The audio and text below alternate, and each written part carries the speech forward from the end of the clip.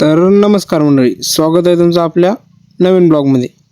तर आज आपल्याला शेतामध्ये ड्युटी लागली होती आणि ती ड्युटी अशी होती की आपल्याला आज भरायचा होता गहू आणि घरून हायकोर्टातून भेटले होते गहू भरायचे आदेश.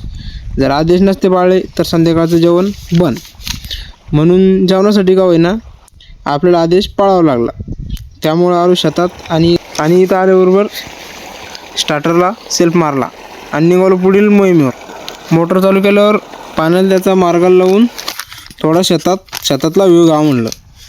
आपण आपलं हे पाण्याला काही पटलं नाही आणि त्यानं माझा रस्ता बदलला आणि निघाला गुवाहाटीच्या दिशेने.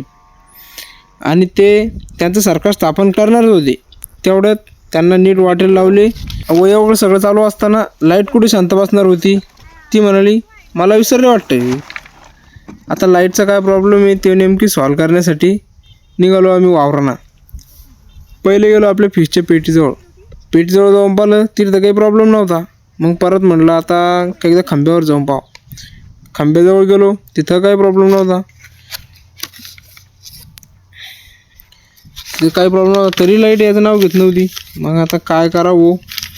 मग नंतर विचार केला एकदा आपण DPवर जाऊन पाहू.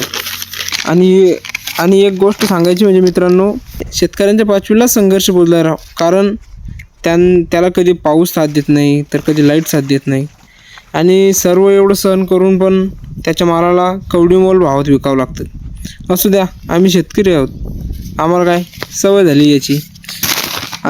चला आता आलो आपण DP जवळ. आता इथं आल्यावर नेमका प्रॉब्लेम समजला की इथं फ्यूजनंसुद्धा त्याचा जीव सोडून द्यायला होता. काय करावं राव. त्याला थोडंफार इकडून तिकडून जुगाड लावलं आणि दिलं बाबा बसून. आता म्हणलं हा कटू नको बघतं. आणि फीज वगैरे बसून झाला.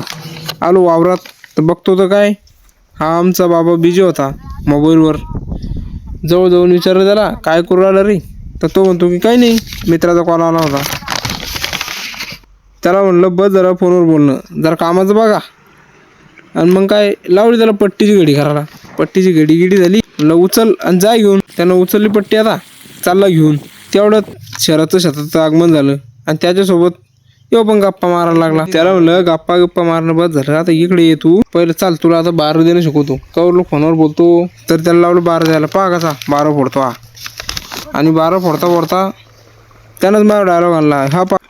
शाळाचे कपडे घालून शाळेतच नाही जावं लागायचं, शेतात बी येऊन बारी द्यावं लागतं. आता हे सगळं झालं. आता इथं आलेलं बुलेट घेऊन निघालो होतो थोडंफार फिरायला. आणि फिरता सायकल कैसे जानने के लिए डाउनलोड करे सिको ॲप. चलो हे काय करू रे सायकलवर उभं राहून. हे पराक्रमाचे झाले होते. हा जो बाबा दिसतो तुम्हाला गाडीवर बसेल, यानं दिले होते आमचे इयरफोन फेकून.